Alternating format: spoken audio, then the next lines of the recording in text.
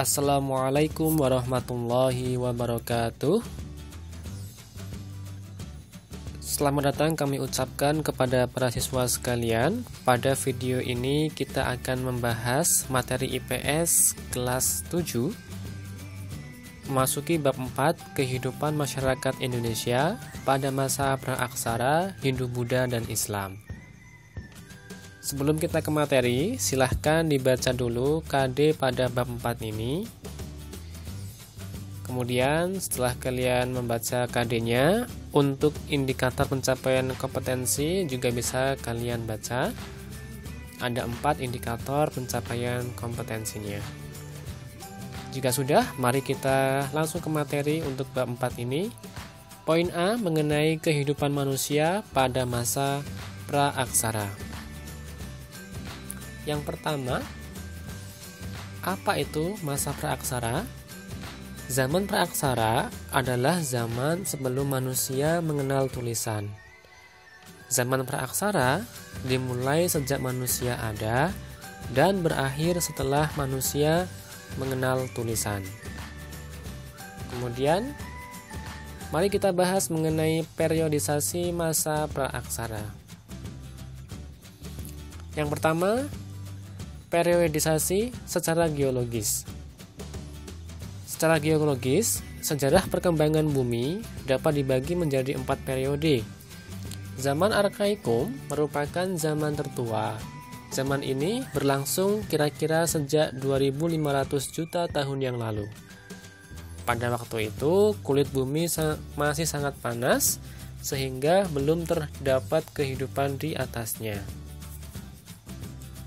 Selanjutnya, yang kedua, zaman kehidupan tua berlangsung kira-kira sejak 340 juta tahun yang lalu. Zaman ini sudah ditandai dengan munculnya tanda-tanda kehidupan, antara lain munculnya binatang-binatang kecil yang tidak bertulang punggung, kemudian juga berbagai jenis ikan, amfibi, dan reptil. Yang ketiga, zaman kehidupan pertengahan berlangsung sejak kira-kira 140 juta tahun lalu. Pada zaman ini, kehidupan di bumi makin berkembang. Binatang-binatang mencapai bentuk tubuh yang besar sekali.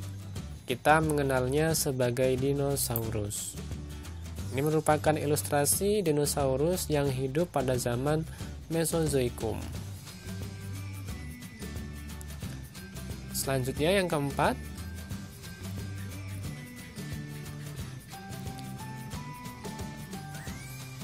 zaman kehidupan baru berlangsung sejak kira-kira 60 juta tahun yang lalu. Zaman ini dibagi menjadi 2, yaitu zaman tertier dan zaman kuartier. Pada zaman tertier, jenis-jenis reptil besar mulai punah dan bumi umumnya dikuasai oleh hewan-hewan besar yang menyusui. Kemudian yang kedua adalah zaman kuartier.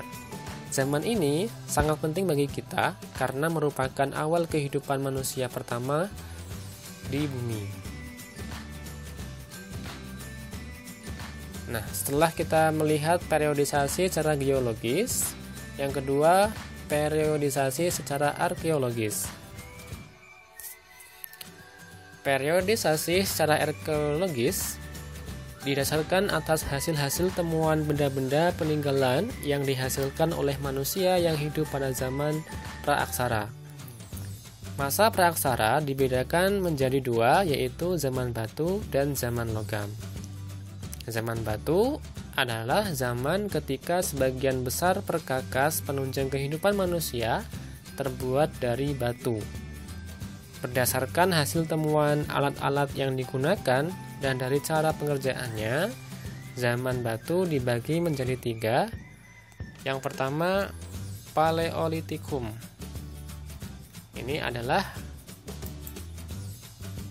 gambar kapak perimbas dan alat serpi.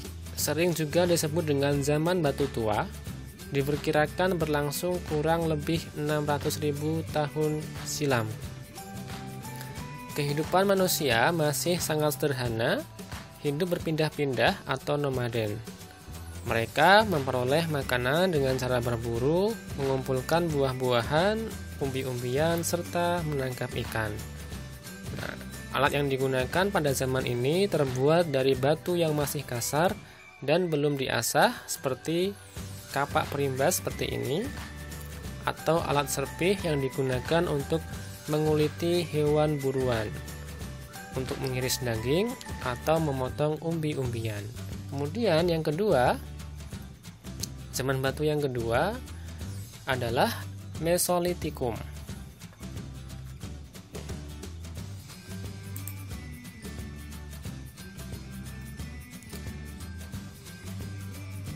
Pada zaman ini, manusia sudah ada yang hidup menetap, sehingga kebudayaan yang menjadi ciri dari zaman ini adalah kebudayaan sampah dapur. Ini merupakan gambar sampah dapur. Sampah dapur adalah timbunan kulit kerang dan siput yang telah menggunung dan sudah menjadi fosil. Ini ditemukan di sepanjang pantai timur Sumatera, yaitu antara Langsa dan Medan. Selanjutnya, yang ketiga adalah Neolitikum.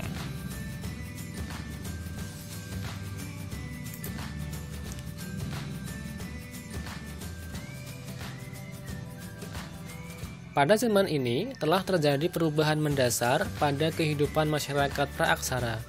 Mereka mulai hidup menetap dan mampu menghasilkan bahan makanan sendiri melalui kegiatan bercocok tanam. Dan ini merupakan kapak persegi yang merupakan hasil kebudayaan pada zaman ini. Selanjutnya, setelah tadi kita bahas zaman batu, maka setelah perkembangan waktu, manusia masuk ke zaman logam. Pada zaman ini, manusia tidak hanya menggunakan bahan-bahan dari batu untuk membuat alat-alat kehidupannya, tetapi juga mempergunakan bahan dari logam, yaitu perunggu dan besi.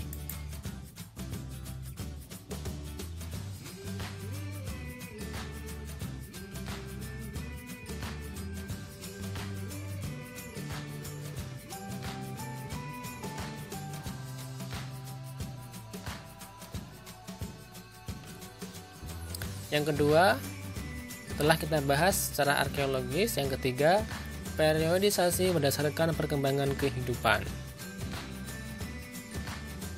Periodisasi ini didasarkan atas perkembangan kehidupan manusia praaksara. Berdasarkan hal tersebut, maka masa praaksara dapat dibagi menjadi beberapa tahap. Yang pertama, masa berburu dan mengumpulkan makanan. Ini merupakan ilustrasi kehidupan manusia pada masa berburu dan mengumpulkan makanan. Kemudian setelah itu, tahap berikutnya adalah masa bercocok tanam. Masa ini diperkirakan semasa dengan zaman Neolitikum. Pada masa ini, peradaban manusia sudah mencapai tingkatan yang cukup tinggi. Manusia sudah memiliki kemampuan mengolah alam untuk memenuhi kebutuhan hidup dengan bercocok tanam dan mengembangbiakan binatang ternak.